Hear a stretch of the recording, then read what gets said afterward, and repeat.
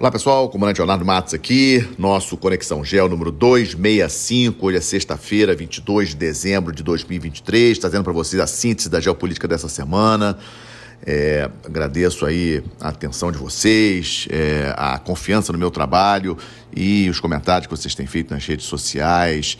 Lembrando a todos que o Conexão Geo está disponível no YouTube, no Spotify, Apple Podcast. O tema principal que trouxe para vocês hoje é a situação no Mar Vermelho, né? Até coloquei como título do podcast de hoje, Mar Vermelho como centro das atenções globais. Por que isso? Porque, obviamente, por ali passa boa parte do comércio internacional. E aí a gente aproveita para lembrar que 80% de todo o comércio global é via marítima. 80% de todo o comércio global via marítima. E pelo Mar Vermelho passa aproximadamente 15% desse comércio marítimo, né, digamos assim, desse tráfego marítimo. E a situação lá, ela começou a se agravar nas últimas semanas porque aqueles rebeldes Houthis, aquele grupo xiita que está em guerra civil no Iêmen já há bastante tempo, esse grupo xiita é apoiado pelo Irã. Eles começaram a lançar foguetes e mísseis contra navios transitando ali no Mar Vermelho. A situação, no início, estava mais ou menos controlada, navios de guerra dos Estados Unidos estavam conseguindo destruir, e não apenas os mísseis e foguetes, mas também drones que eram lançados pelos Houthis contra esses navios dos Estados Unidos, mas só que a quantidade aumentou muito e os Estados Unidos decidiu estabelecer uma coalizão, né, um total de 10 países, incluindo os Estados Unidos, Reino Unido, Canadá, França, Itália, Holanda, Noruega, Espanha, para mandar mais navios de guerra ali para o Mar Vermelho para ajudar esse esforço que está sendo comandado pelos Estados Unidos de proteger o tráfego marítimo naquela região. Lembrando que países, por exemplo, como a Índia, formalmente a Índia não entrou nessa coalizão. Essa coalizão ela é comandada desde o Bahrein. Os Estados Unidos possui a 5ª esquadra dos Estados Unidos, ela fica sediada no Bahrein.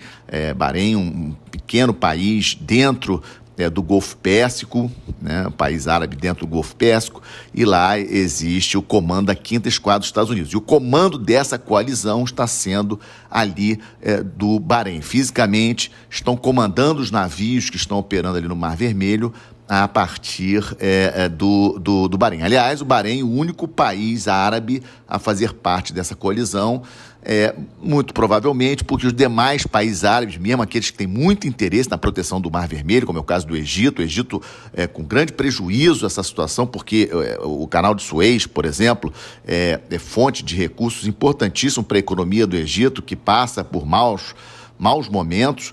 E, obviamente, a redução do número de navios mercantes passando pelo canal de Suez leva a um prejuízo para o Egito. Então, o Egito muito interessado nisso, lembrando que o Egito, maioria sunita, contra os Houthis lá no Iêmen, a Arábia Saudita também contra os Houthis no Iêmen. Aí vocês me perguntam, Leonardo, mas por que esses países não entraram, então, na coalizão junto aos Estados Unidos? Porque eles não querem, porque o motivo que os Houthis estão atacando esses navios em razão dos ataques que Israel está perpetrando em Gaza contra o Hamas. Então, esse país matando muitos palestinos, muitos civis. E nós sabemos que esses países árabes estão todos fortemente aí se opondo à maneira como Israel está conduzindo esse conflito contra o Hamas. E se eles entrassem nessa coalizão com os Estados Unidos, iam passar aí uma impressão, digamos assim, de que eles estavam aí também favoráveis a como Israel está conduzindo esse conflito em Gaza. Então, o Bahrein é o único país participando da coalizão, muito provavelmente por causa disso. Há uma expectativa, e eu até confesso a vocês que esperava que os Estados Unidos fizessem isso antes, de ataques dos Estados Unidos em posições em terra lá no Iêmen contra os rebeldes Houthis. E também fico me perguntando por que isso ainda não aconteceu. Na minha avaliação, provavelmente para não causar aquelas cenas que nós estamos vendo em Gaza, ainda mais nesse período de festas, né, de fim de ano, Natal, etc., aquelas cenas de mortos entre civis, porque provavelmente os Houthis estão realizando esses ataques a partir de posições próximas de alvos civis no Iêmen. Então, se os Estados Unidos decidir fazer ataques de mísseis contra essas posições dos Houthis no Iêmen, onde eles estão guardando os mísseis, os foguetes, os drones, há uma grande possibilidade de mortos entre civis e iemenitas. E aí essas cenas também vão circular pelo mundo, a imprensa obviamente vai mostrar essas cenas, vai haver uma correlação entre o que os Estados Unidos estaria fazendo, né, no Iêmen, matando civis iemenitas, e o que Israel também, o que está ocorrendo em Gaza por parte de Israel. Então é bastante complicado, os Estados Unidos obviamente está estudando com bastante cuidado as opções que ele tem, pode utilizar, por exemplo, forças especiais indo por terra para tentar atacar essa posição dos Houthis, sabotar essas instalações, obviamente de maneira secreta, para não expor os Estados Unidos, né? Talvez elementos de forças especiais pudessem fazer isso, mas acho isso menos provável. Acho mais provável ataques por mísseis dos Estados Unidos, porque é muito difícil, o tráfego de navios ali no Mar Vermelho é muito grande e é muito difícil você conseguir proteger todos os navios mercantes transitando no Mar Vermelho. As empresas estão desviando seu tráfego lá pela rota lá que passa pela África do Sul, ali no sul da África, ali Cabo da Boa Esperança, mas que em alguns casos aumenta a navegação em 10 dias, para vocês terem uma ideia, né? Então, digamos assim, essa situação hoje no Mar Vermelho é a situação mais grave, na minha opinião, e quis trazer para vocês o tema principal do nosso Conexão Geo dessa semana.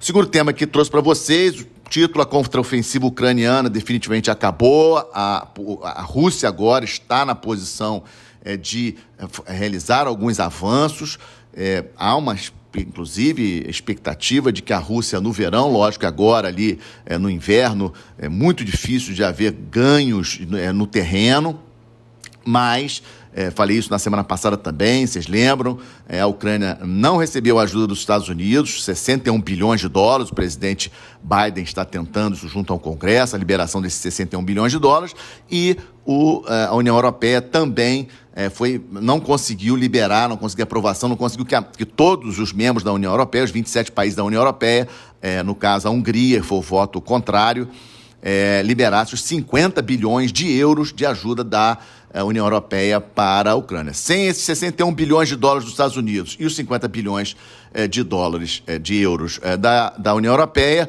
a Ucrânia tem aí 4, 5 meses de armamento e munição para se opor à Rússia. E aí vem a especulação de que podemos ter uma ofensiva russa em maio, junho, dependendo das condições do terreno, que pode tomar outros territórios ucranianos, sim. E aí, também, olhando o mapa, é sempre importante a gente olhar a geografia, vemos ali, talvez os russos cheguem até o rio de Dnipro, em toda a sua extensão, dividindo a Ucrânia, né? É uma possibilidade. Eu acho que a Rússia vai se contentar em ficar com aquelas 4 regiões que ela anexou, aquelas 4 regiões da Ucrânia que ela já anexou, pelo menos no papel, com parte do seu território, e ela vai acabar de conquistar o que falta dali. Donetsk, ainda falta alguma coisa, a região de Donetsk ainda não está totalmente conquistada pelos russos.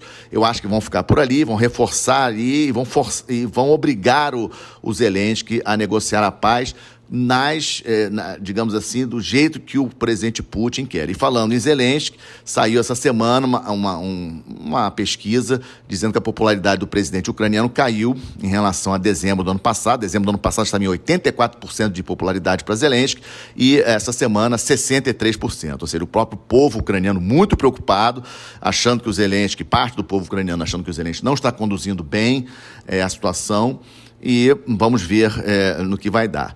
E também sobre o conflito entre Rússia e Ucrânia, apenas uma informação para vocês: o primeiro-ministro da Rússia, o Mikhail Mishustin, esteve essa semana na China conversando com o presidente Xi Jinping. Por que eu trago essa informação para vocês? Apenas para reforçar como que a Rússia está dependente da China e como os dois países estão atuando aí de maneira bastante coordenada.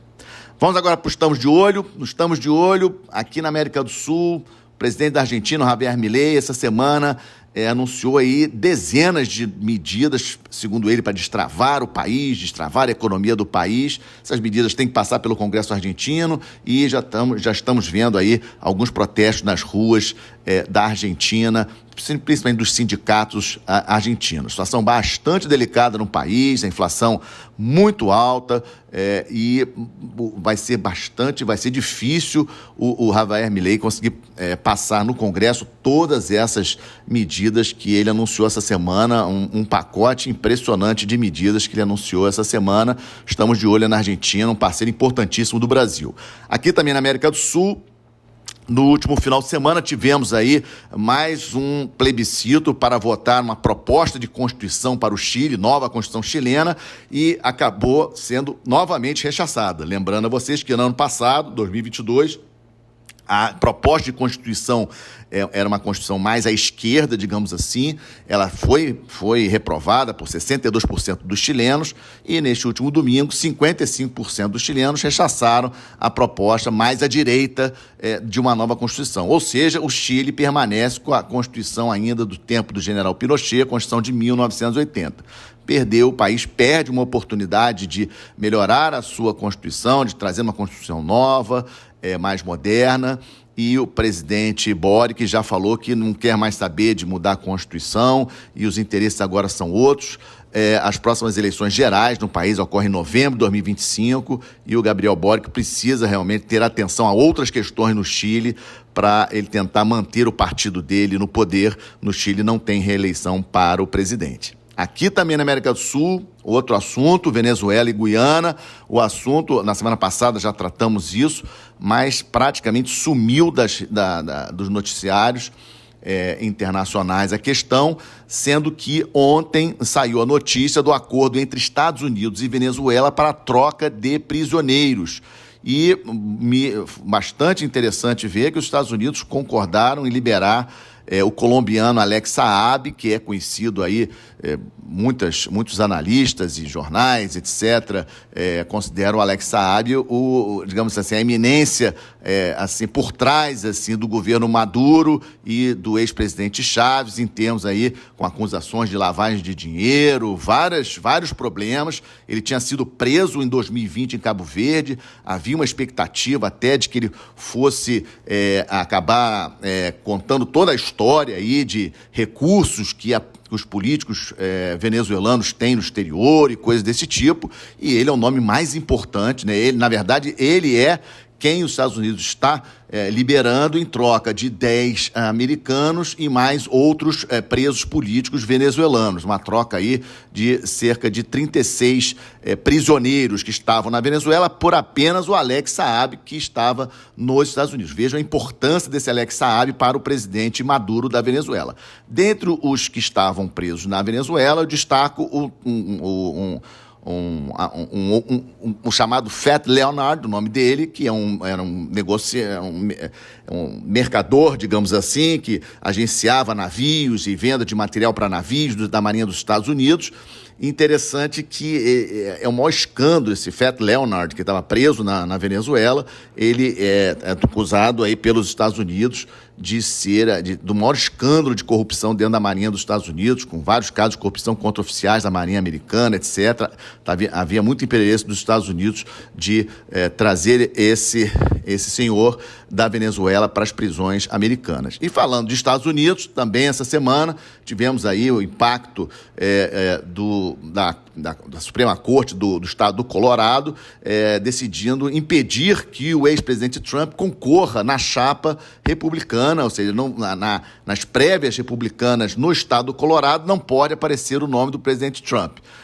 Na hora que saiu isso, obviamente, muitos jornais anunciaram isso como uma grande vitória, redes sociais, etc., mas o que eu estou vendo essa semana é que o Trump está conseguindo reverter essa situação, acusando os democratas de estarem com medo dele, com medo de irem as urnas contra ele e estão tentando tirá-lo da eleição por meio, digamos assim, pelos tribunais, né? Os tribunais impedirem que o Trump vença as eleições e não o povo americano decidindo democraticamente. O estado do Colorado é um estado que nas últimas eleições tem sido democrata, tem votado mesmo pelo democrata, ou seja, na prática, para o Trump, isso não faz muita diferença. O que interessa para os republicanos são aqueles estados que eles chamam nos Estados Unidos swing states, ou seja, estados que às vezes votam democrata, às vezes votam republicano, e não é o caso do estado do Colorado. Ou seja, quando saiu, muita gente nos Estados Unidos, democratas, a imprensa alardeou essa questão, mas acho que foi tiro no pé. O Trump está conseguindo reverter isso a seu favor.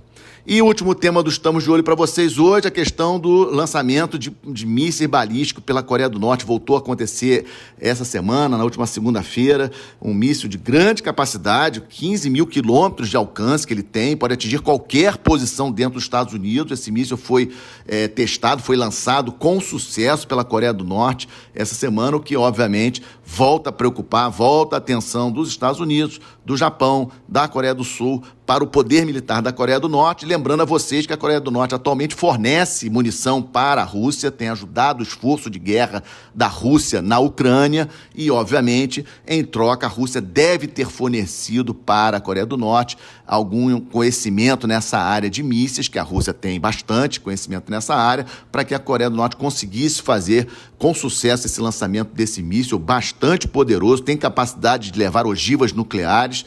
Coreia do Norte, já falei isso várias vezes, maior ditadura do planeta, na minha opinião. Esse cara que governa a Coreia do Norte, Kim Jong-un, muito perigoso, na minha opinião, muito instável. E Japão, Coreia do Sul, que estão ali do lado, obviamente, bastante preocupados.